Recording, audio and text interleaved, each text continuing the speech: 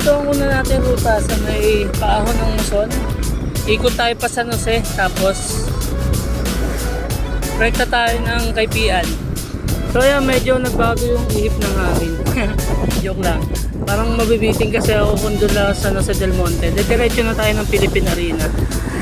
Medyo umaambon na rin, so tingin ko kailangan nating bilisan. Let's go!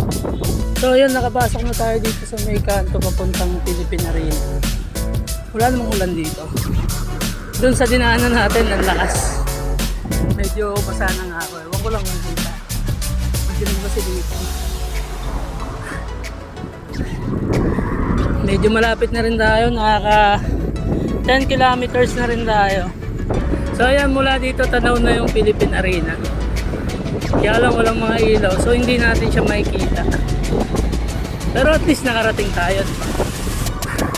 Bawal Masiro Challenge Day 2.